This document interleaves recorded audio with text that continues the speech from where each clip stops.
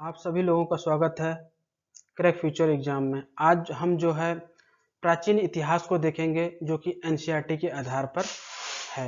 NCERT के आधार पर है और इसके अंतर्गत हम देखेंगे 16 महाजनपदों का उदय। मैं आपको बता दूं कि 16 महाजनपदों का उदय किस प्रकार हुआ। उत्तर वैदिक काल में जो जन कबीले थे वो छोटे छोटे एक राज्य के रूप में थे। वहाँ यहाँ पर आकर उन्होंने जो है एक विस्तृत रूप धारण कर लिया। इसका जो प्रमुख कारण था वो गंगा घाटी में जो है लोहे का, गंगा और यमुना की घाटियों में लोहे का प्रचुर मात्रा में मिलना था।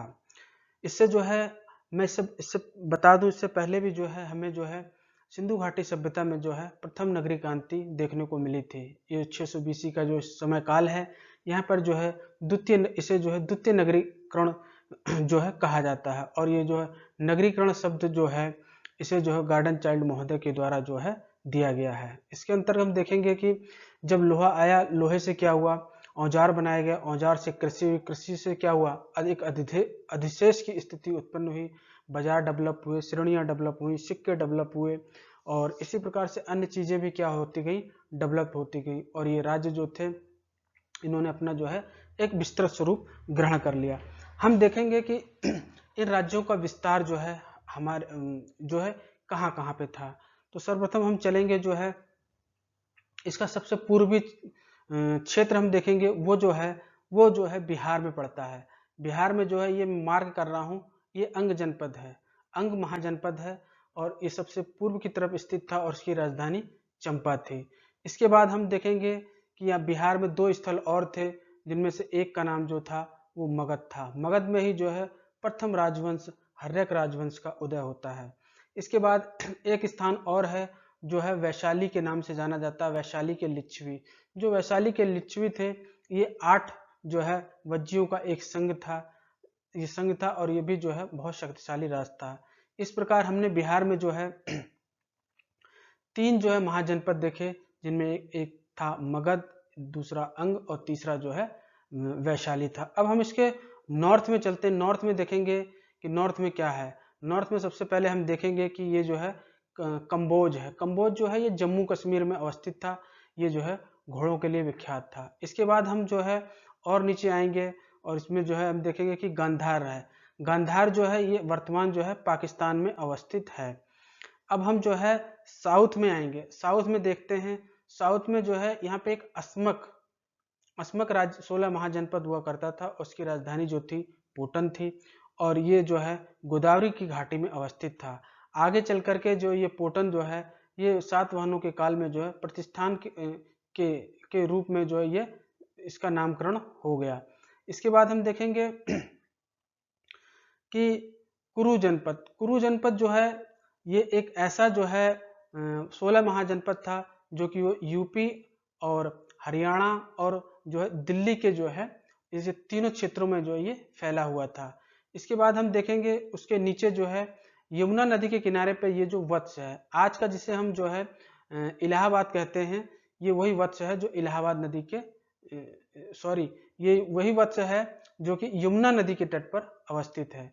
इसके बाद जो हम चेदी देखेंगे, चेदी भी ये आज का बुंदेलखंड है और ये जो है यमुना नदी के तट पर ये भी है। इसके बाद जो हम आगे चलेंगे और इसमें देखेंगे सूरसेन, सूरसेन जिसे मथुरा कहते हैं, ये सूरसेन यहाँ पे अवस्थित है। एक स्थान जो है मत्स्य जो है वो राजस्थान में अवस्थित है। इसके बाद जो हम पांचाल देखेंगे, पांचाल जो है बरेली, बदायूं और फर्रुखाबाद ये जो क्षेत्र था इसको जो है पांचाल के नाम से जाना जाता था। यहीं पे माना जाता है कि द्रौपदी इसी पांचाल प्रदेश की थी। इसके बाद जो है उसके नीचे जो है मल्ल है। मल्ल जो है मल्ल जो है यहाँ पर जो है इसकी 2 राजधानियां थी मल्लों की। ये भी एक महाजनपद था जिसमें से एक का नाम था कुशीनगर और दूसरी का नाम पावा था। कुशीनगर में ही जो है महात्मा बुद्ध को जो है महानिर्वाण प्राप्त हुआ था और उसकी जो दूसरी राजधानी पावा थी वहां पर जो है महावीर स्वामी को जो है निर्वाण प्राप्त हुआ था। एक स्थान जो है यहाँ पे जो है कौशल है। कौशल जो है ये कौशल है मल्लों के नीचे। इसकी जो राजधानी थी वो श्रावस्ती थी और जो है ये कौशल में ही जो है आज का जो है अयोध्या जो है इसी के अंतर्गत आता था। और ये कौशल जो महाजनपद था ये जो है सरयू नदी इसे जो है 2 भागों में विभाजित करती थी। एक स्थान जो है ये काशी है, जिससे हम बनारस कहते हैं, आज ये गंगा नदी के तट पर है, लेकिन पूर्व में जो है ये वरुणा व अस्सी नदियों के तट पर अवस्थित था। अब हम देखेंगे अगर कि कभी पूछ ले राज्यों का, तो हम देखें 3 स्थल जो है मैंने बताए थे, वो 3 स्थल जो है वो हैं बिहार में अवस्थित है। एक स्थल मैंने साउथ में बताया, तो ये हो गए 4 हो गए। एक मैंने जम्मू कश्मीर में बताया, 5 हो गया। एक पाकिस्तान में बताया, 6 हो गया। एक मैंने जो है कि राजस्थान में बताया, 7 हो गया। एक मैंने ये अवंती जो है मध्य प्रदेश में, 8 हो गया। एक स्थान जो है ये चेदी है, ये 9 हो गया। और 7 स्थान जो हैं यूपी में है, कुरु को मिला करके। इस प्रकार ये जो है हमारे पूरे 16 जनपद महाकाल जो है ये पूर्ण हो गए हैं। मैं मैंने इस 16 महाजनपदों के आधार पर जो है कुछ MCQ जो है तैयार कर रखे हैं, और आपको जो है उसे जो है सॉल्व करना है। सॉल्व करके देखना है कि हमें जो है अभी शुरुआत है, फिर भी जो है NCERT के आधार पर है, और बहुत ही महत्वपूर्ण क्वेश्चन है जो है आगामी परीक्षाओं में जो है NCERT से जो प्रश्न उठेंगे, तो यहाँ से आपको जरूर ही एग्जाम हॉल में देखने को मिलेगा। आज का जो हमारा पहला क्वेश्चन है, निम्न कथनों में कौन सा सही है? बुद्ध के समय में 16 महाजनपद का उल्लेख मिलता है, ये पहला कथन हमारा सही है। इसमें सबसे पूर्व की तरफ अंग जनपद था, जिसे मैंने मैप के थ्रू दिखाया है, ये भी कथन हमारा सही है। और अंग की राजधानी चंपा थी, ये भी जो है हमारा कथन सही है। इसमें से देखेंगे कि इसका ए सही है, बी सही है, सी सही है। इसका जो सही आंसर है वह ऑप्शन डी। दूसरा क्वेश्चन है कि निम्न कथनों में कौन सा सही है? अंग का उल्लेख अथर्ववेद में मिलता है, इसका वास्तुकार महागोविंद था, बिंबिसार ने अंग को मगध साम्राज्य में मिलाया था। इसका 1 सही, 1 3 सही, 1 2 3 सही, या 1 2 सही। तो जो है इसका जो सही आंसर है वह इसका जो है 1 2 3 सही, सी आंसर इसका सही है। आज का जो हमारा तीसरा क्वेश्चन है, निम्न कथनों में कौन सा सही है? वज्जियों का आज राज्य 8 जनों का संघ था, ये कथन हमारा सही है। इसमें सबसे महत्वपूर्ण लिच्छवी थे, ये भी कथन हमारा सही है। इनकी राजधानी वैशाली थी, ये भी हमारा कथन सही है। इनमें से जो सही आंसर है वह ऑप्शन सी, 1 2 3 तीनों कथन हमारे यहाँ पर सही हैं। चौथा क्वेश्चन है, निम्न कथनों में कौन सा सही है? कौशल में शाक्यों का कपिलवस्तु गणराज्य भी शामिल था, ये कथन हमारा सही है। कपिलवस्तु की पहचान बस्ती जिले के पिपरहवा नामक स्थान से की गई है, ये भी कथन हमारा सही है। और कौशल में अयोध्या शामिल था, ये भी कथन हमारा सही है। इस प्रकार जो हमारा सही आंसर है वह ऑप्शन डी, 1 2 3 इसके सही हैं। आज का पांचवा क्वेश्चन है, निम्न कथनों में कौन सा सही है? कौशल के पड़ोस में मल्लों का गणराज्य था, ये कथन हमारा सही है। इसकी राजधानी कुशीनगर नहीं थी, ये कथन जो है हमारा गलत है, क्योंकि जो मल्लों की राजधानी थी वो मल्लों की जो है 2 राजधानियां थी, एक का नाम था कुशीनगर और दूसरे का नाम पावा था। कुशीनगर में बुद्ध को महानिर्वाण प्राप्त हुआ था, और जो दूसरी राजधानी थी पावा, उसमें जो है महावीर स्वामी को जो है महानिर्वाण प्राप्त हुआ था। यहाँ महानिर्वाण से आशा है, उनकी मृत्यु से है कि यहाँ पर उनकी जो है मृत्यु हुई थी। तो उपयुक्त में से जो सही आंसर होगा इसका एक कथन, और कथन तीसरा जो है 1 और 3 जो है सही है। इस प्रकार इसका जो सही आंसर है वह ऑप्शन सी। छठा क्वेश्चन है, निम्न कथनों में कौन सा सही है? मगध की पहली राजधानी राजगीर में थी, कथन सही है। यह स्थल 4 पहाड़ियों से घिरा था, ये कथन हमारा गलत है, क्योंकि ये जो राजगीर है ये 5 पहाड़ियों से घिरा हुआ था। पहाड़ियों से घिरे होने के कारण इसे अभेद दुर्ग माना जाता था, ये कथन हमारा सही है। इस प्रकार जो इसका सही आंसर है वह ऑप्शन कथन 1 और कथन 3 ऑप्शन सी सही है। सातवां क्वेश्चन है, राजवैद्य जीवक किसके दरबार में रहता था? चंद्रप्रभोत के, बिंबसार के, वैशाली के लिच्छवी के, या पंजाब के मद्रकुल के? तो इसका जो सही आंसर है वह ऑप्शन बी जो है बिंबसार के दरबार में रहता था। 16 महाजनपदों के जानकारी के स्रोत हैं? बौद्ध ग्रंथ, अंगुत्तर निकाय, जैन ग्रंथ, भगवती सूत्र, वैभाषिक ग्रंथ, या डी है ए व बी दोनों। तो इसका जो सही आंसर है ये ऑप्शन डी, ए व बी दोनों। काशी महाजनपद किन नदियों के बीच में स्थित था? वरुणा व बेलन नदी के बीच में, वरुणा व असी नदी के बीच में, असी व बेलन नदी के बीच में, असी व सरयू नदी के बीच में। तो इसका सही आंसर जो है वो ऑप्शन बी है, वरुणा व असी नदियों के बीच में। उदयन को किसने बौद्ध धर्म में दीक्षित किया? बुद्ध ने, पिंडोला ने, नागार्जुन ने, या आनंद ने? इसका जो सही आंसर है वह ऑप्शन बी, बौद्ध विद्वान पिंडोला ने जो है उदयन को बौद्ध धर्म में दीक्षित किया था।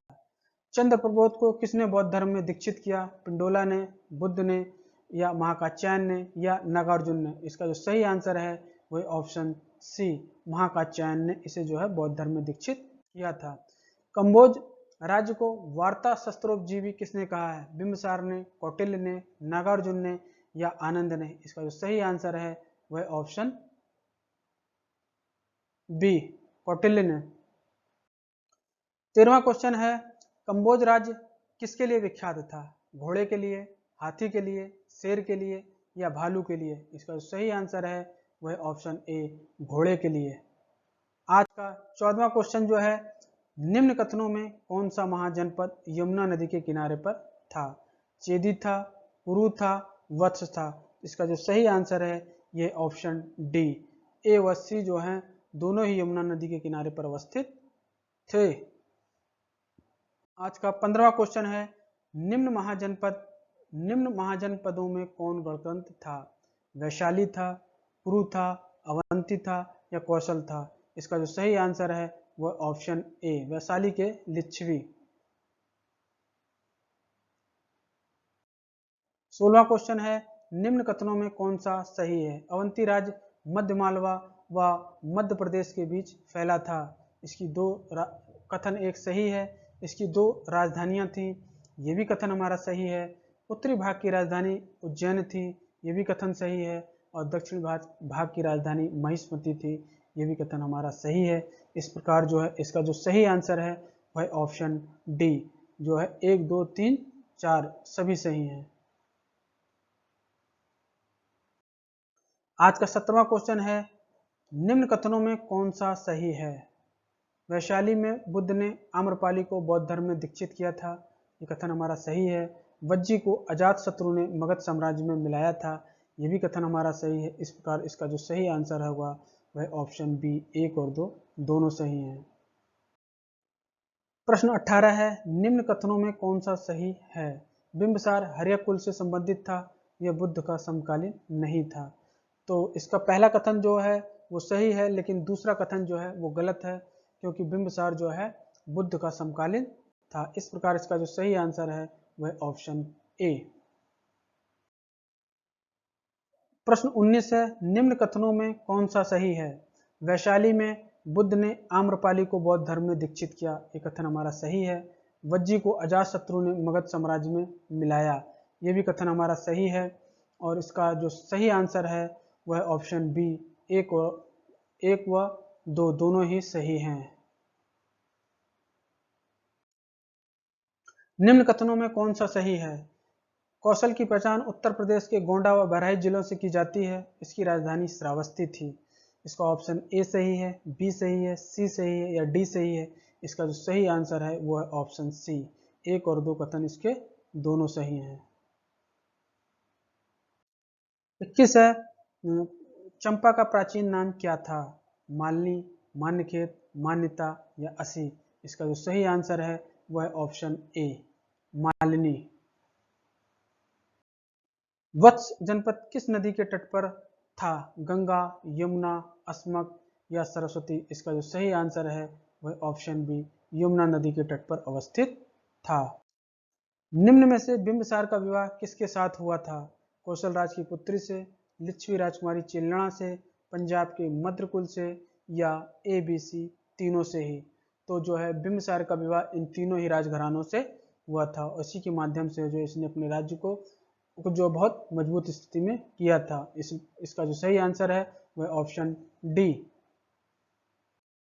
अजातशत्रु का जन्म किस राजकुमारी से हुआ था? पंजाब के मद्रकुल से, कौशल राज की पुत्री से, लिच्छवी राजकुमारी चेलना से या काशी नरेश की पुत्री से? इसका जो सही आंसर है वह ऑप्शन सी, लिच्छवी राजकुमारी चेलना से। आपका 25वां और आखिरी क्वेश्चन है, वैशाली की पहचान किससे की जाती है? पिपरावा से, बसाड़ से, कुशीनगर से या वत्स से? इसका जो सही आंसर है ये ऑप्शन बी, इसकी पहचान जो है बसाड़ नामक स्थान से की जाती है।